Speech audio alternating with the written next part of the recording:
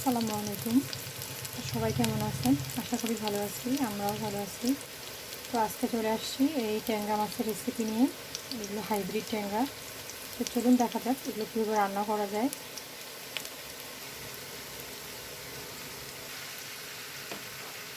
তো এখানে আমার পেঁয়াজটা ভাজা হয়ে গেছে। আমি এখানে সমস্ত মশলাগুলো দিয়ে দিব। তো মাছের মধ্যে যা যা মশলা দেওয়া হয় তার প্রত্যেকটা আমি এখন এখানে দিব।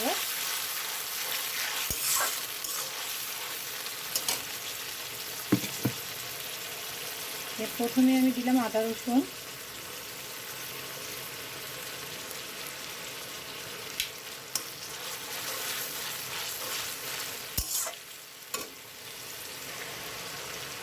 তারপর এখানে দিলাম লবণটা প্রথমে দিয়ে দিলাম।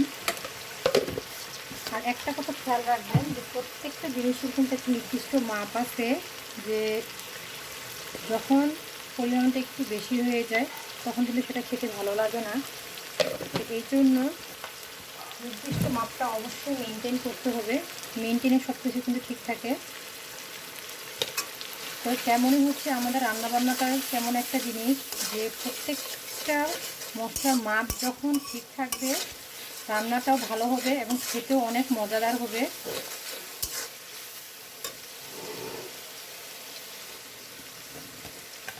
আমি আমার প্রত্যেকটা রান্নায় এই ধনিয়ার গুঁড়া অ্যাড করি, এটা আমার ভালো লাগে। এটা হচ্ছে অপশনাল, আপনারা দিতেও পারেন নাও দিতে পারেন, তবে আমার ভালো লাগে বিধায় আমি এটা দিই। মশলাটা আমি বেশ ভালোভাবে কষিয়ে নিব। মশলা আমরা যত ভালোভাবে কষিয়ে নিব তার টেস্টটা তত বেশি আসবে আর ফ্লেভারটা তত বেশি ভালো হবে। এটি যে মশলার যে একটা মশলা মশলা গন্ধ থাকে সেটা চলে যাবে আর টেক্সচারটা খুব ভালো আসবে। তো এখানে মোটামুটি আমার মশলা কষানো হয়ে গেছে এবং কোনো গন্ধ নেই। তো এখানে আমি ট্যাংরাটা আজকে আলু দিয়ে রান্না করব, আলু আর টমেটো দিয়ে। তো এটা আমি অ্যাড করে নিলাম। এই প্রথমে খুব ভালোভাবে কষিয়ে নেব।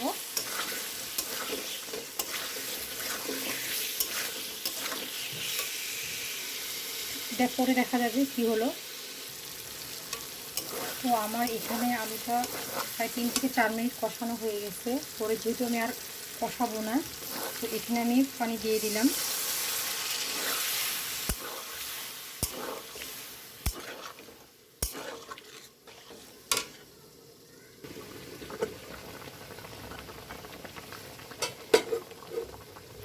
তো দেখুন আমার আলু বলক দিয়ে দিছে, কিন্তু সিদ্ধ হয় নাই। আমি ঝোলটাও একবারে দিয়ে দিছি। যখন দেখবো যে আলুটা পানিটা বলক দিয়ে দিছে আর মাছটাও আমি ভাজি নাই, তো তখন আমি কি করব, এই মাছগুলো একে একে ছেড়ে দিব। যেহেতু এগুলো আমি আজকে ভাপায় রান্না করব, তো আলু আর মাছ একসাথে সিদ্ধ হবে। এভাবে রান্না করলে খেতে অনেক মজা লাগে।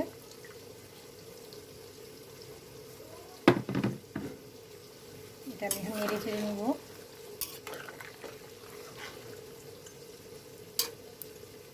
এটা আপনাদের যার যা ইচ্ছা আপনারা সেভাবে খেতে পারবেন। আমরা এটা ভেজেও খাই, এভাবেও খাই, আবার পেঁয়াজ দিয়ে কষিয়েও রান্না করলে ভালো লাগে, দো পেঁয়াজা করলে। তো আজকে আমি এটা নতুন আলু দিয়ে এভাবে রান্না করলাম। তো আপনারা অবশ্যই এভাবে রান্না করে দেখবেন, খেতে অনেক ভালো লাগবে।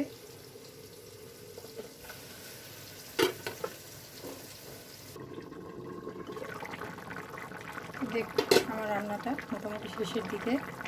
মাছগুলোর কী অবস্থা আপনাদের দেখাই। এই যে মাছগুলো মোটামুটি সিদ্ধ হয়ে গেছে, গা থেকে চামড়াগুলো ছাড়া ছাড়ে আসছে। এই যে তার তো মাছটা আমার হয়ে যাচ্ছে। আর এই মাছটা খুব একটা বেশি সিদ্ধ করতে হয় না। আলুটা দেখাই দিই। আলুটা আরেকটু সিদ্ধ হবে, ঝোলটা আরেকটু শুকায় আসলেই আমার রান্না কমপ্লিট। আলুটা সিদ্ধ হয়ে যাবে।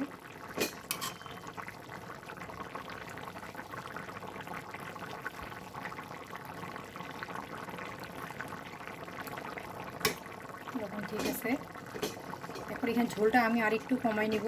আপনারা যদি চান যে ঝোল খাবেন আপনারা এইভাবে নামাই নিতে পারেন আলুটা সিদ্ধ করার পরে। তো আমি ঝোলটা আরেকটু শুকা নিব, যার জন্য আরেকটু চুলার মধ্যে রাখবো আর ধনিয়া দিয়ে জিরা গুঁড়ো দিয়ে পুরো নামিয়ে নিব।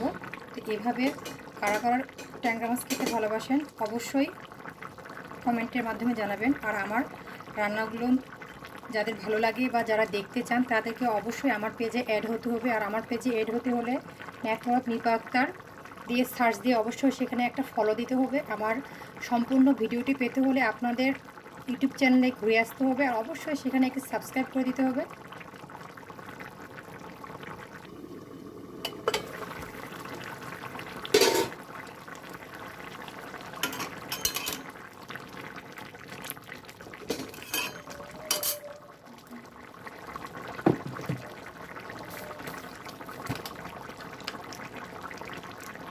আমি জিরার গুঁড়ো অ্যাড করলাম।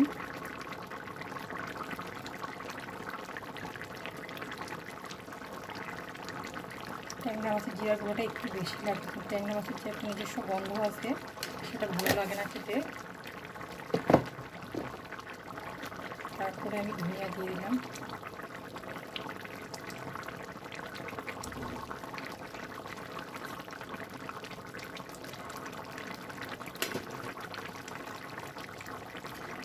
রান্না কমপ্লিট।